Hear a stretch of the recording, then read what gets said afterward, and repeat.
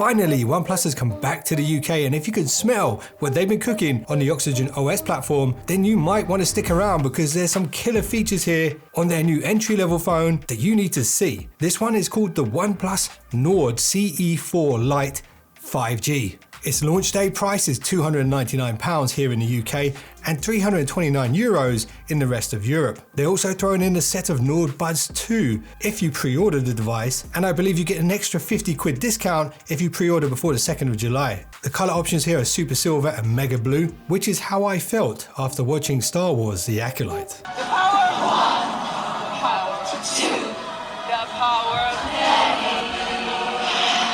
The blue colour is actually inspired by the video game character Mega Man, and it does look pretty cool. I haven't actually seen it in person though. The silver one that I do have here looks premium and you could easily mistake it for metal. However, the back is in fact plastic. Maybe that's why they call it CE4.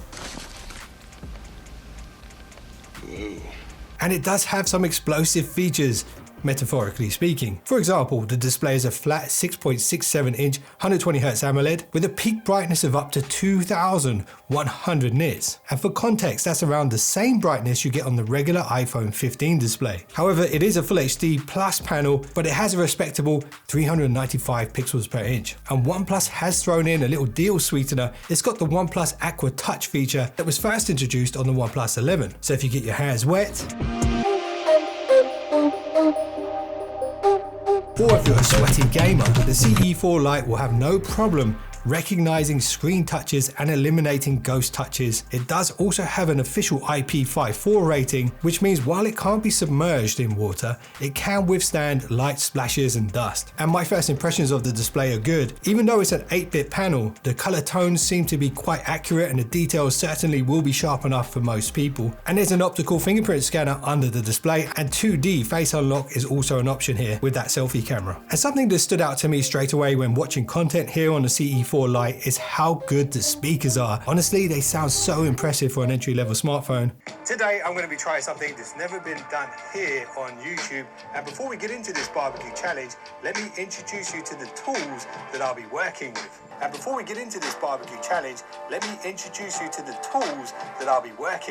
Stop biting my socks. Hey.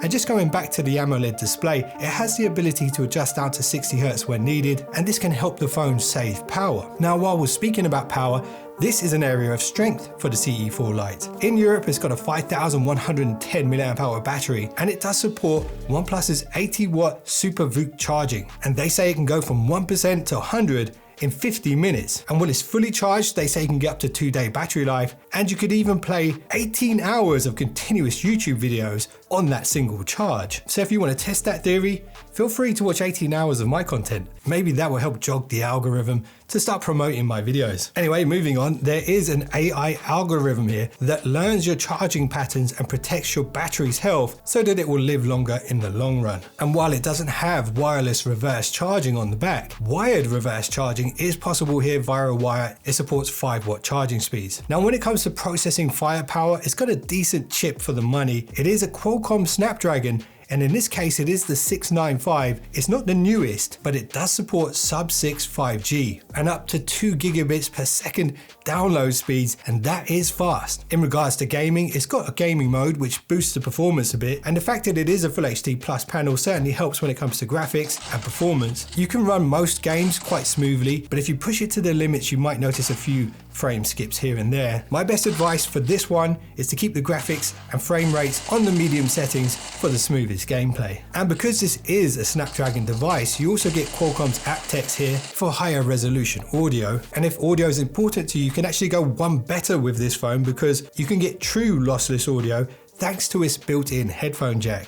Perfect. Which is something we rarely see even on expensive flagships these days. Now, something else that I know you'll appreciate about the CE4 Lite is that you get a good amount of RAM. It's got 8 gigabytes of LPDDR4X RAM with the option to virtually expand it using the onboard storage, and that storage is 256 gigabytes. And you also get the option to expand that using the SD card slot on the hybrid SIM tray. And this means you can add an extra 2 terabytes of additional storage if you need it, and that's an insane amount of storage storage. Now let's talk about the shooters. Normally entry-level phones kind of suffer in this area because good camera sensors and optics aren't cheap. And the good news here is OnePlus haven't gone cheap on the main camera sensor. It's a 50 megapixel Sony LYT600 sensor, which is a decent one. And because it's got a large pixel count, this means you can 2x crop into the sensor for a lossless 2x zoom without needing an extra telephoto lens. And the main camera does also support optical image stabilization and electric image stabilization, which means less blur caused by camera shake when taking photos, and video footage will be more stable. And if you're wondering, the max video quality on this one is 1080p 30 frames per second. Now what you might think is a secondary camera sensor on the back is actually a 2 megapixel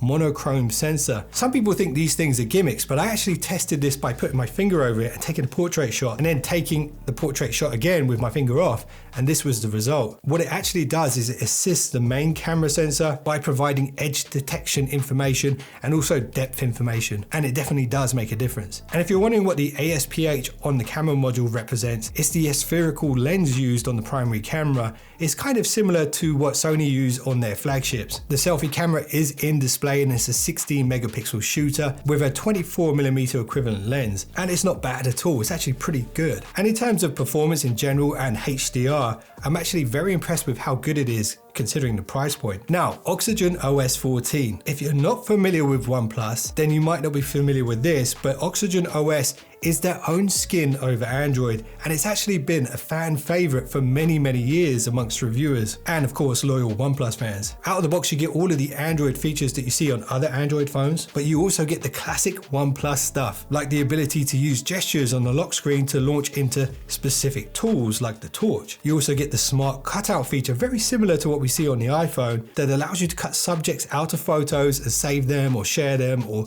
paste them into other images. And I particularly like the icon customization options. With a lot of phones these days, you can only do this kind of thing if you download a third-party icon pack or install an add-on. And I also like the custom wallpaper feature where you can snap a photo of a color scheme that you like, and it will then skin the stock wallpapers using those colors. And that's just to mention a few awesome features here on Oxygen OS. Now, with all things considered, 120Hz AMOLED, stereo speakers, headphone jack, 50 megapixel Sony sensor, and a very good battery which supports fast charging and the option to expand the memory, combined with the slick UI features and premium design. At that sub £300 price point, this device could truly lay the smackdown on its entry-level competition. And I know one of the questions that I haven't answered is how many years software updates will you get and how many years security updates. I haven't actually been given that information by OnePlus just yet, so I'll post it in the top pinned comment on this video. And if you've got any other questions, let me know in the comments. And before you go, word on the street is that there's another Nord device on the horizon, a more powerful one. So keep an eye out for that on the channel. Subscribe, turn on your notifications for when that video goes live. I appreciate you guys for watching this one, and I will see you in the next one. Don't be late.